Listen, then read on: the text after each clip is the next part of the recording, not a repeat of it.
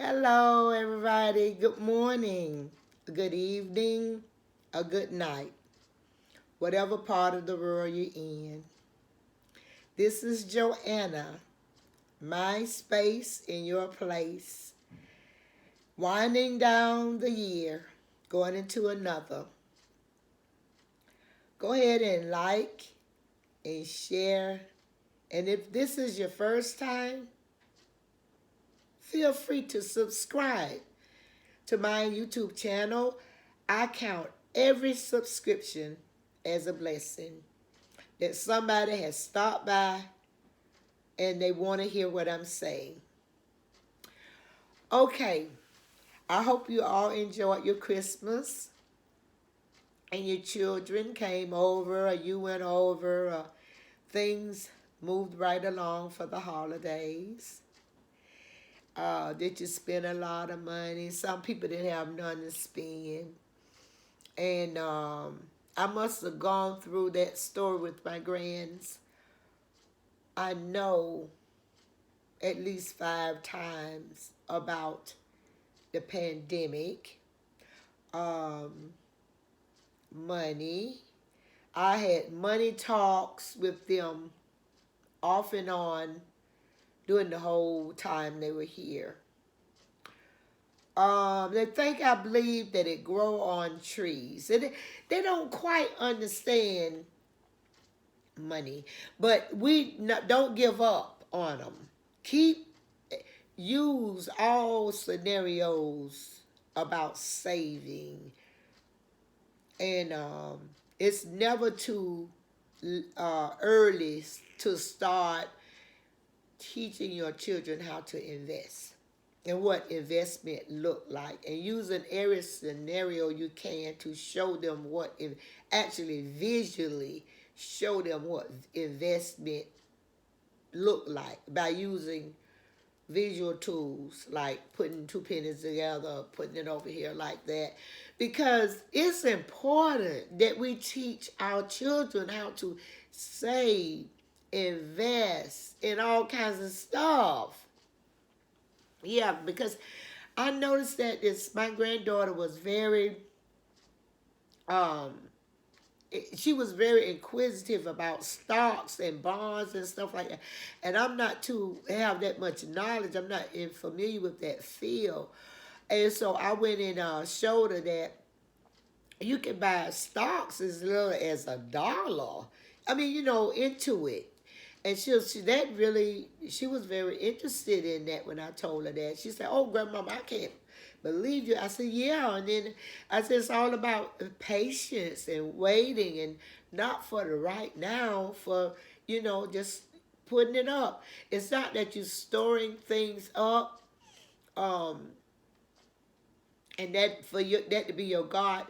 No, you're teaching them that everything that you are blessed with or your hard work, you should um, put some up for yourself. You know what I'm saying? Some go to yourself and then give to others like that." Well, I'm like this. I don't know about any other blogger or whatever, but I tell stories, and stories that are unbelievably real. That's my platform. And I'm going to have some more stories coming into the new year that it's going to be knocking your socks off. Unbelievable. You're going to go like, that cannot be. Oh, now, some of the stories that I'm going to be telling in the next year, in the new year, of God's will, not all my stories now. Like I said, I tell stories, unbelievably real stories. And I have told you guys that I am an administrator on a platform called Quora. And it's Joanna Woodbury. They gave me my name in there. Usually you go by your space, but they gave me my name in Quora. Okay, so it's just like my name, Joanna Woodbury. And I never said my real name, I don't think, on my videos. Well, it is Woodbury. Well, in Quora, It's Woodbury. Because I won't be doing Facebook. What I did, I sent out a memo all over my Facebook people, friends, and family that in the near future, um, in the next year, I will no longer be posting or even replying or anything to Facebook that's running over there. Uh, in the fan page, it's just gonna be there. Um, but I'm not putting anything in there. I'm not gonna even look over there what I'm saying. But I think I was debating on whether just to get a room to, like a meeting room by invitation only. That way I could chat. Have a chat room instead of a Facebook page. So that's up in the air now, to have a chat room and invite like that. So when you feel like so that's more like a one-on-one or two gathering place. And so I'm going to be doing a lot of Unity Zooming instead of the Facebook page. That social stuff is really, it has just got me down. And not got me down. I'm not going to let nothing like that get me down. But I'm just saying, you know what I'm saying? I don't want to be even that to come into my space. In case you don't know my story, I am very protective of my space. That's how my platform was created. Guarding my space. My space coming to your place. That means me, and I'm trying to bring you good energy, coming through whatever I'm bringing, even my stories, to like, for you to beware, for you to watch out, things like that. And then, like I say, I sometimes drag, fun and go off there and tell you something, but in a Christian type way, what's going on over there with some kind of mess, but keeping it, clean like that, just for fun. And so I do that. And so, but today, when I woke up, thanking God for this day and everything, and how things were, and I had such a wonderful time with my grands and everything like that. I am so grateful, and I am very blessed. My family, and I'm making a trip to go see my granddaughter and my two great grands, my first great grandkids. You might say, she too young to have great grand. I got two great grandbabies. Yes, and I am dying. There's one of them. Oh, so much sugar. Well, both of them got sugar now. Both of them have sugar. But that baby, he have so much sugar. And he just know my voice. And the first one was like that too. But he is like my daughter, baby. She kind of drawn to, but this little one, he know his great grandmama voice, honey. But anyway, I want to go see my boys. Yeah, I can't wait. I can't wait. So that's on the rail for the Lizard in the first of the year. Yeah. And so this is what I want to tell you. I didn't want to take this year, let this year go by without letting you know some things I didn't want to carry into the new year. And I didn't want to carry this in my heart. 2020 opened up my mind. I want to dump on you, okay? Because I'm going to dump on you because I have a platform to use. And if you allow me and stay right there, go ahead on it and like, share, let someone know that I'm on now. And then subscribe. Ask them to subscribe. Let me tell you, I want to get off of me or out of me, like regurgitate a little bit of life being in black skin. That's what, every story or whatever, every when I got up to talk to you guys, it have a reason. So it sounds like, how stuff in my nose sounds just over. I have sinus problem. And you know what? I'm going to tell you why. Remember I told you, if you look at me, I am a survivor of a murder-suicide, and I was in abusive, and you'll know that that's one of my words that I can't hardly pronounce, abusive relationship, a marriage. And they ended up in a murder-suicide attempt. My attempt, he attempted to murder me, but he committed suicide. And then, so I'm a survivor of that. I'm a survivor of being abused. And one of them was, he ruptured my sinuses way back in the 80s. That's was a long time, but he busted them. My whole face was like out here. I was in my 20s. I think I was like 27 or something like that when that happened. Yeah. And he ruptured my sinuses. And and then I have, in this time of year, I told you on the shows, I have trouble, sinus problem. Not because of that, but anyway, I had sinus. But then because of my sinuses were ruptured, that's like keloid skin in my sinuses. That to give you a kind of like an example. It's like having keloid skin, but it's up in my sinuses, nasal cavity. And so anyway, I'm going to regurgitate. Yeah. I'm going to first of all tell y'all some things. And I'm going to try to do it in 50 minutes. Less than 50 minutes. Okay, let me go right it on. Like I told you guys, I was born in the South. In Florida. In the 50s. And I was thinking about what brought this video on today was I was reading where I live at in the news where somebody made a comment that something about some businesses, the government was going to help with some businesses, and the person in the comment section say, oh, you can't get it if you're not black. Oh, you must be good if you was black. So you can tell that it was not a black person that wrote that. 9 times out of 10, they was white.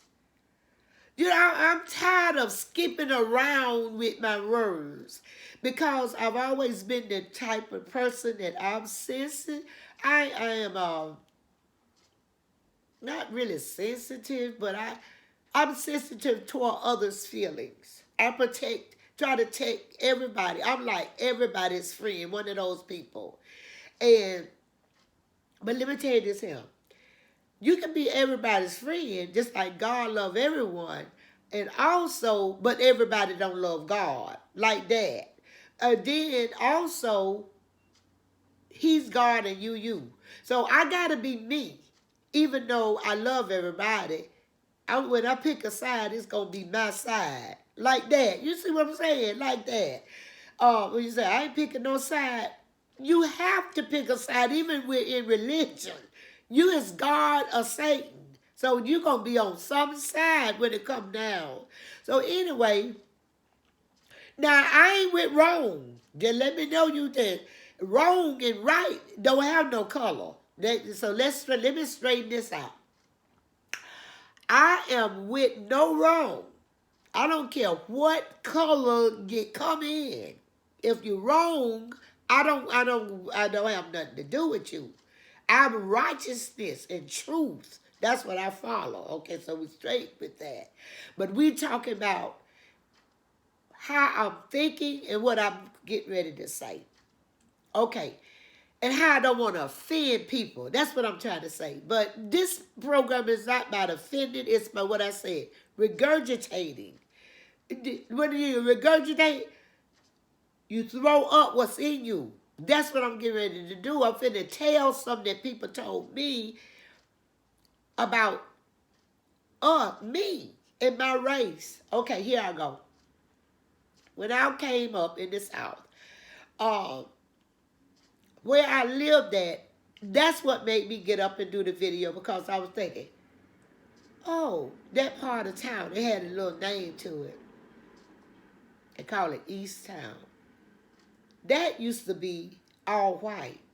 But then you think, all white, it couldn't have been. If I was born in 54, and then the white people lived way, to me, on the other side of town, or way back up in the woods, way out.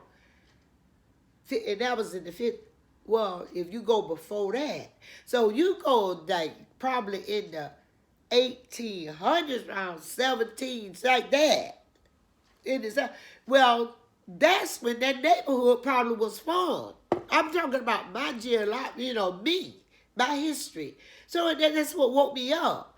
Then I saw one thing. You know how your mind go from one thing to another? So then I say, oh, so if I lived there in the 50s, and that was used to be all white, my next door neighbor, across the street, used to be all white people. Then I started looking at the neighborhood in my mind, which is not like that now. Oh, no, you can't even tell it now when I went home. And so I say, I looked and I thought about visualizing the layout of the land. And I can say, yeah, I see it. You know what I'm saying? You can kind of tell black neighborhood, white neighborhood. It's just a certain thing. You know what I'm saying? Like layout back in the day. But now these days, with black people having money, education, everything, they can have just what white people have. So it's just like not one race having everything. That's how it used to be. But it's not like that anymore. So, oh Lord, I can't hardly breathe through my nose. So I got to take a break. And then, because my nose is totally clogged up. But anyway, so I say, oh, okay. But we used to play with little white people. That's what I was thinking. That's what made me thought. But look where they were, way on the other side, even across the highway down there. So, I came home one day. Now, I had heard the N-word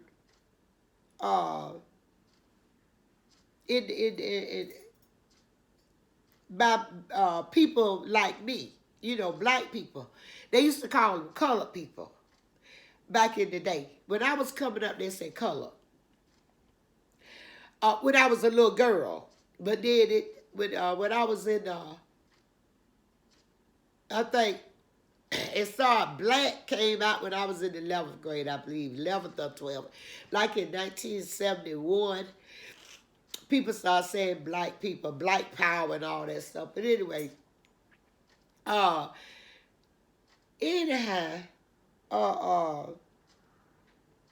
you would hear the colored people might mention, you might hear the N-word, people talking, but even they might call each other that just in joking, because they be laughing at each other when they're saying it. And so I was playing with, finally I was out old enough that I could kind of wander down, way down, where the white people say, after my daddy had died, because when my daddy was alive, we couldn't go nowhere but the front yard. That was it. But then, like, when I had got a little older, like maybe 7 or 8 years old, or 8 or 9, something like that, we could, like, venture out a little bit further away from the house. And children, quite that you're further away from the house, you're going to keep going and keep going and keep going, especially if you're on the same street. You know, you can, long as you can see down at your houses, people. Well, that's how it was. It wasn't all on the other side of town. It was on the same street, but further down the street. Now that I'm grown, it's just right down the road. Isn't that something? To me, that was a way down the road. But when I go home, it's just right down the street. That's like that. And so it was some white people. Okay, now, let me tell you how it was. I thought that those little white kids, they was barefooted like me. Because we loved in the South walking in barefooted. Back when we used to have Sunday spurs, some back in the day. Little round things with they would stick in your foot. Oh, if you get a sand spur in your foot, your mama had to pick it out with a burnt needle and all this. So then you had to wear shoes. I didn't like wearing shoes, but because of sand sparrows, you don't want no sand sparrows. Oh, but anyway, they wouldn't be barefooted like me. So there was no difference in us being barefooted. That wasn't that we was poor. It was just that we liked it, the sand and the hot sand. Sometimes the sand was too hot in front. You had to wear shoes. And so, anyway, one day, this is how it happened. I must have was around 7. Yeah, I was around 7 because, yeah, I wondered why the little boy wasn't in my school. See, it wasn't clicking black, white, like that. And I asked him, I don't see you in school. That's what I was telling him. Don't you go to school?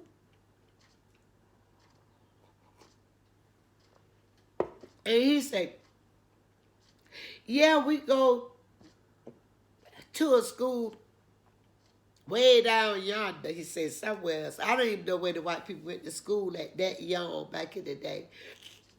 And so anyway, and my school was right down the street from me, about 3 doors down from where I lived.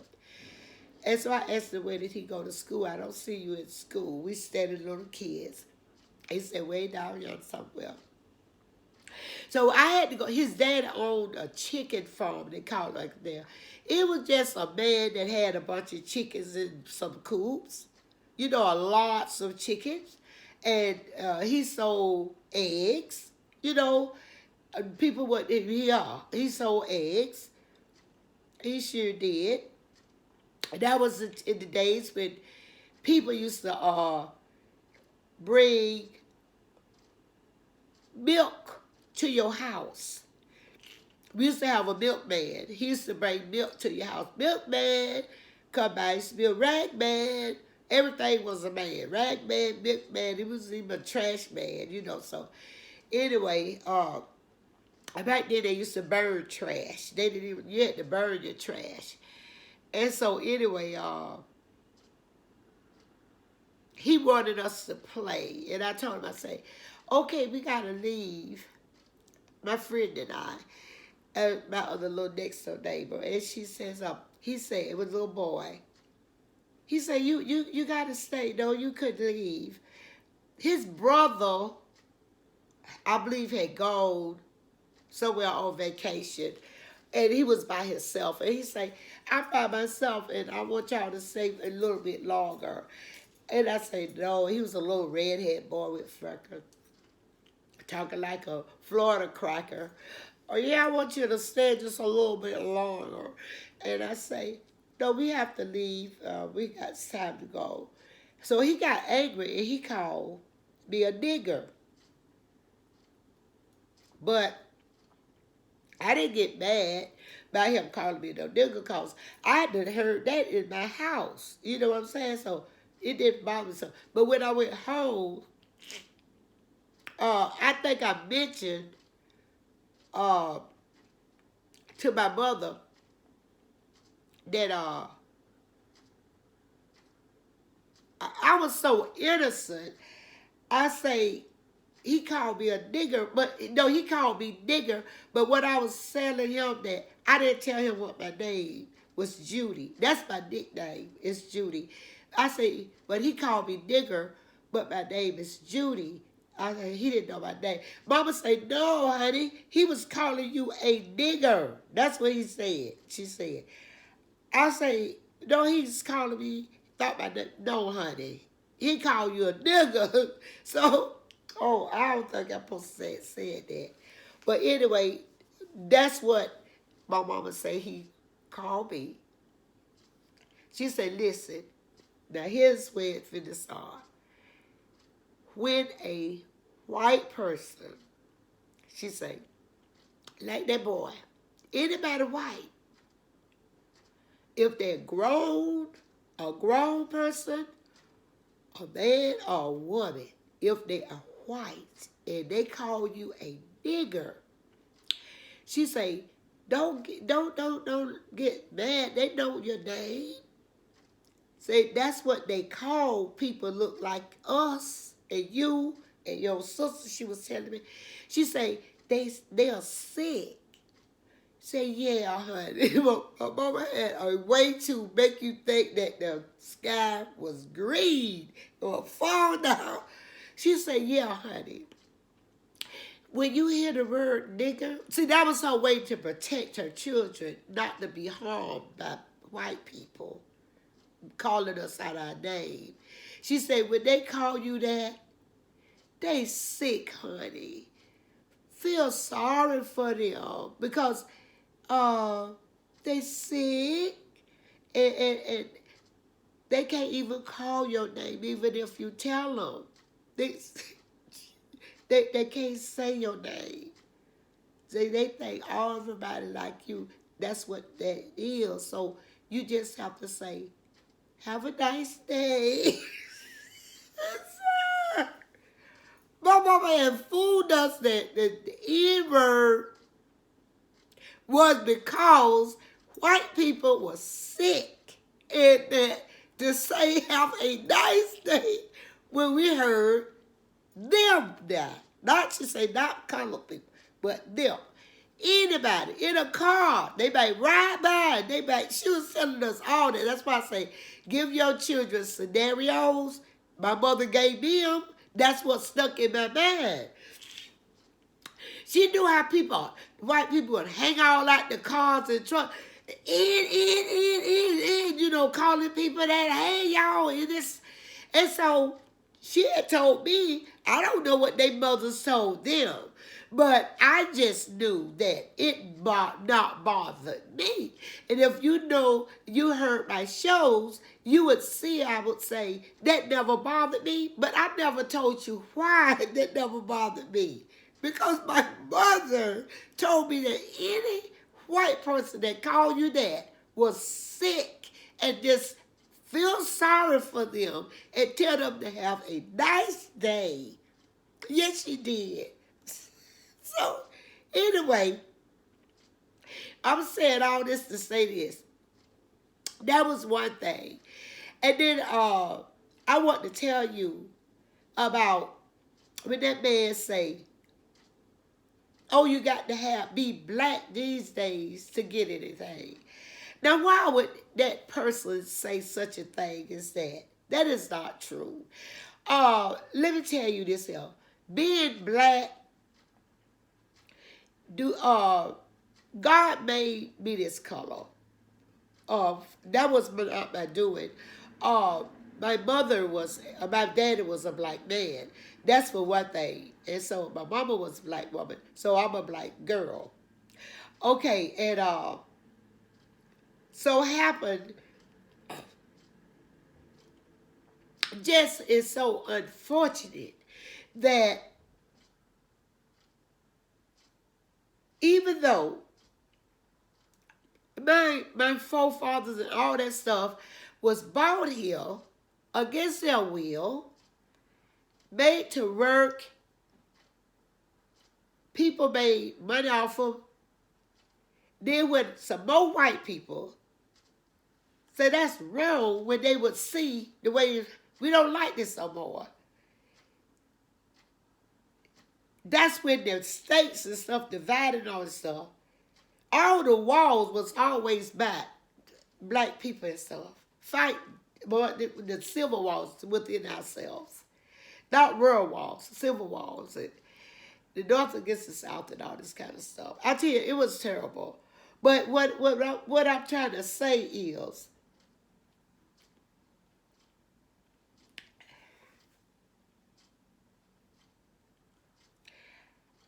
I know what go on.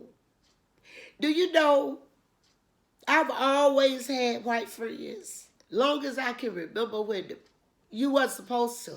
You know, I did. And so, for some reason, I have a face or a personality or some spirit, I guess, that make people feel comfortable around me. And they feel that they can tell me anything, personal stuff. Doctors, lawyers, judges, polices, like that. And I was always around people like that. In college, out of college, on jobs. So I would hear things. I mean, doctors, nurses. One nurse told me, oh, first of all, oh my Lord, do not take this any kind of way. You know what I'm saying? But just listen to what I'm saying. When I first noticed the way they treat blacks in the medical field,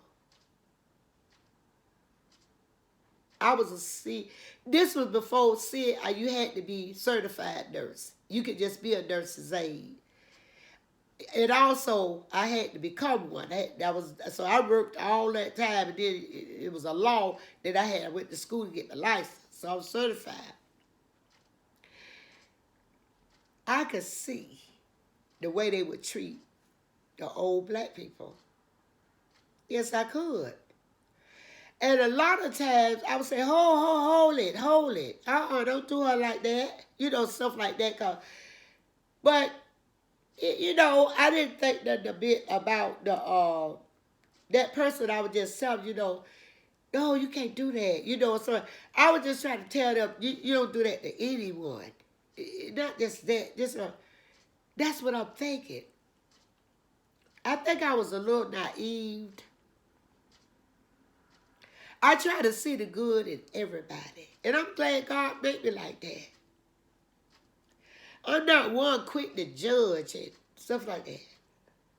But when I see wrong, I call it out. That's with anybody. But I saw that what they did. If they was white with a black person, the way they would treat them against another patient that was not white. I mean black. I saw it. Then also, when I grew up, I heard that back in the day, the people, this what really got me. Where I lived, and I had this is my third house that I had built in this county, that those people used to steal black babies. Because black people, they be hanging out clothes and children running around in the yard, and the mama be working. And steal those black babies and use them to feed them to the alligators. They call them gator bait. And they had pictures that surfaced of the alligators. They advertised that they could get them. They had a baby with a gator in his mouth, like that. So that surfaced, that opened up a can of worms down there where I stayed at. And the stories start coming out. That was county that people would still go around neighborhoods where black people lived at, put tape on the baby's mouth. So, well, they say they would tape their mouth up, and where the babies would cry. Oh, they could holler for their mama. And they would put them in bags, croaker sacks, and throw them in cars and stuff, and old trucks or whatever, and take them. And they would go gator. Can you imagine? So when a white person get on there and write something like, if you ain't black, you know what, that boils my blood. Then you look at this here. I have been around, I'll be the only black in a group of people. It's happened many times to me. Why me, Lord? I don't know. But they forget absolutely that this a black woman sitting up here. And the things they would say. Yeah. Then I had one nurse, and then when they like look at each other and think, oh, Joanna's in here. And we done said all this. You can't take back what you said. So you got to go to God with that. You just said that to somebody, hurt their feelings and scarred them for life. I heard what you said. You said what you said and you meant what you said. You know what I'm saying? But what hurt me is that as a country, some get it. So you can't say all white people. See, that's what, just like all black people. Now, if a black man loved back in the day a white woman,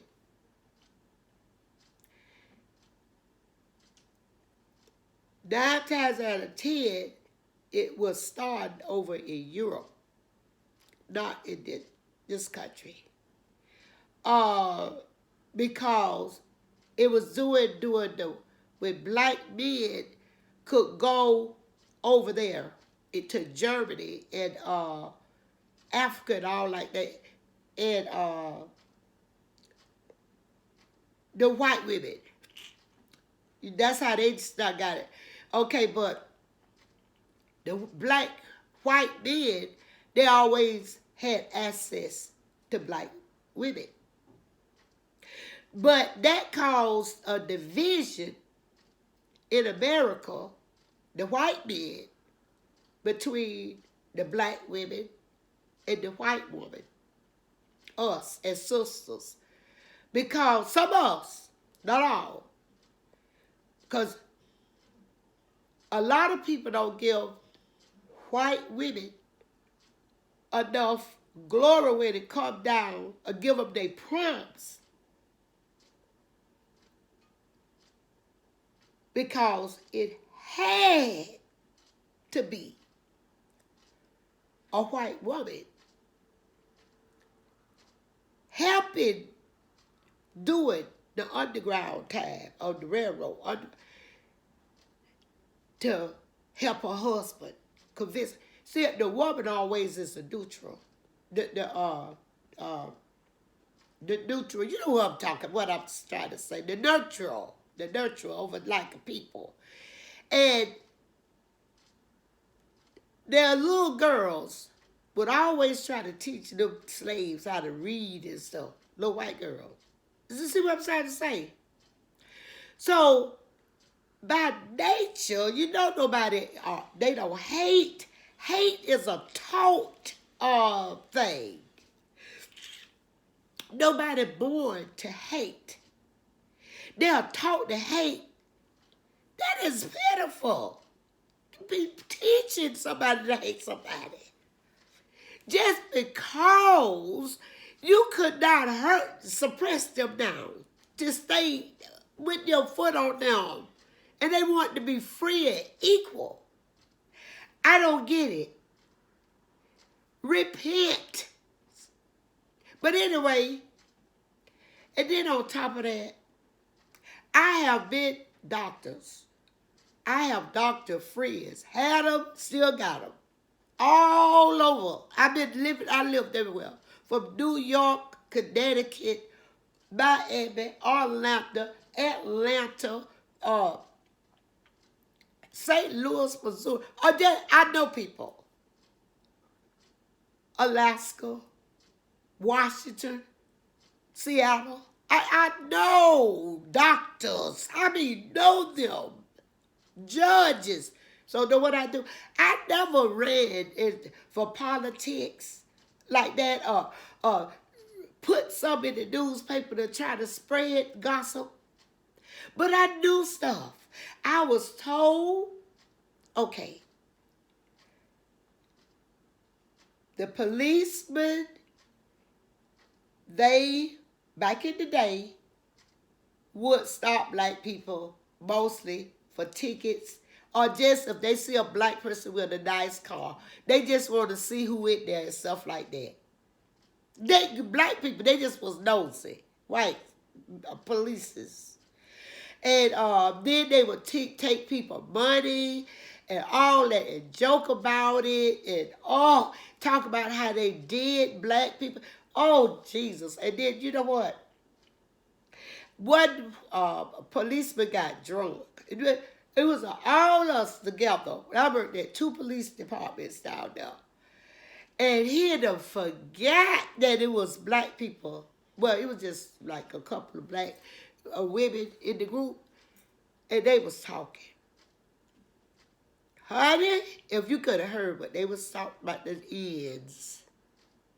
And how they was shaking, what they did. And what I went down the line. I did not know. That's when I found out that some prisons were owned by people. I did not know that. And this is how I said, the police, it's all like a chain. They work together. It's some police, or I ain't going to say some, you know what I'm saying. On the payroll, you have law enforcement on a payroll. They arrest black people. They take them to jail. And in the jail, you got somebody there on the payroll. They be targeted. Then they are pile charges on top of that person. What you trying to do to get them into the prison, to fill up their buddy prison. And it's a gang of they work, and it's all over in that state, wherever state that's in, that they friend, they rich friend, that they friend ain't by himself. He done got a group of rich people, built this big prison. And then his judge friends that they get paid. And they targeted all people. Just the unlucky white man is the one that just cannot escape the law. That is something that they can't look by. They got to go down. They can't be bought out like that. Because there's a back. Well, he was telling the T-Honey, he said that those judges, remember when they were saying, go vote, go vote, go vote, go vote, and I was like, oh, that was what all this stuff is all about. And I said, oh, thank God. Oh, I can breathe out of one nostril now. I say, thank God that, that's why I say, I am not a violent person. I had a doctor to tell me that when he was interning or whatever they do, before he was, he got his own practice. He was, that's what made him get his own practice. His family was rich.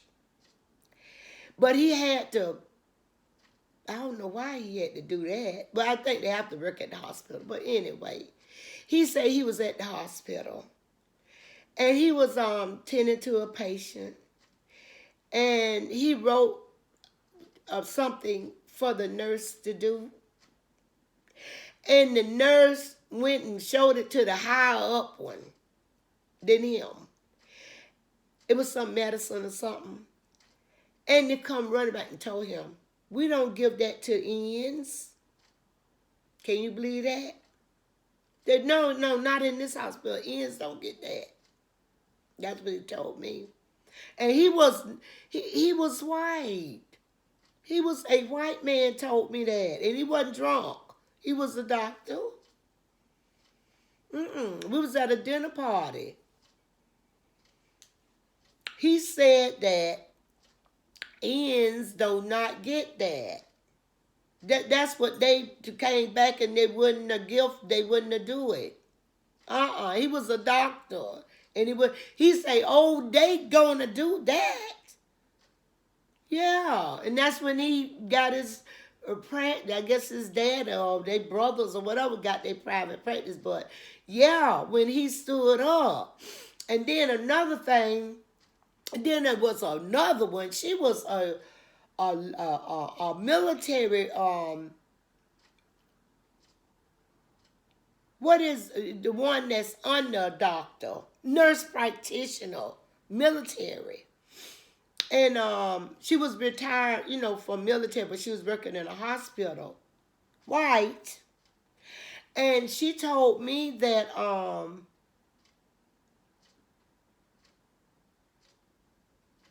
she wasn't working in the VA. She was working at a hospital. And a vet came in there. Because I don't know why he didn't go to the VA, but he was a vet, she said. And they was talking, and he had got a festered leg or something. He waited so long. And they told her the same thing. When he was in pain and he was sick, he was throwing up and stuff. She said he was in bad pain, blood pressure from the pain.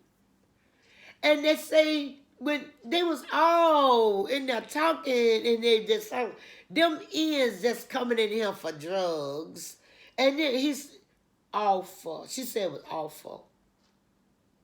She said awful. She said there is a difference. She said behind y'all back, soon as you leave out the room, they talking about you. That's what she said. She said when you leave at the hospital, they laughing at you. And she said they put saline water in IVs. And you think you getting pain medicine and all that stuff. Yeah. And so I thought about that one day, because I remember I was having, that's when I think I had to go to the hospital. I was having my gastrologist. And I was having twisted intestines and stuff. But anyway, it was causing a lot of pain. Gas was getting trapped in my intestines. I had to be put on some kind of medicine. But anyway, that was before I was put on the medicine. You talking about, it would hurt so bad too. My husband, I was married then, and I would say, "Why are you going this way?" I was just losing my mind. It was hurting so bad. After he looked like he was stopping at every red light. He went the wrong way, and we put him to the hospital. I jumped out the truck. That's how I was hurting. I jumped out the truck, honey, and I think I might have said some things to him that I regretted. But I was hurting, and when I went in there, I was laying, and I was hurting, and I was hurting. They was taking me in there, giving me X-rays and all this stuff. And then the doctor told her to give me some pain, put it in my IV and stuff, and it wouldn't stop, And she said, "Okay." I said, "No, honey, no, call the doctor back." I said, "Whatever he gave me, this ain't working." And so, you know what I found out? Lord have mercy. that lady had put some saline water in my IV. Yeah.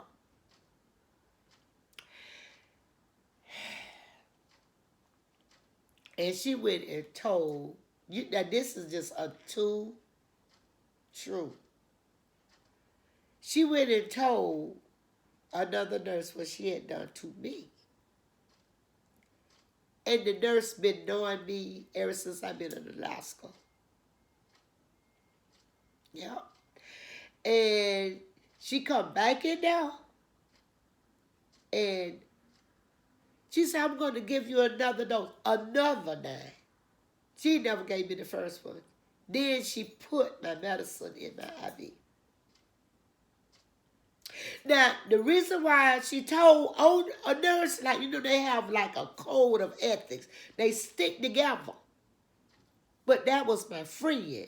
And she knew me that I would not tell or start the ruckus. I was not back there. Was not my character. They been knowing me. They know I ain't never. They tell me. Yeah, they do. Tell me stuff about other folks. And then so the judges, I done had a judge tell me about another judge. I have had a governor now of the state that tell me about another governor. Yeah. And then I've had a senator that I was working with tell me about another senator.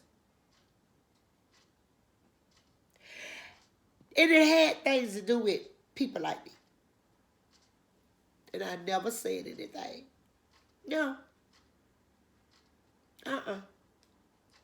But then one time, something happened in my life. It had something to do with one of my children. Well, it happened twice. Concerning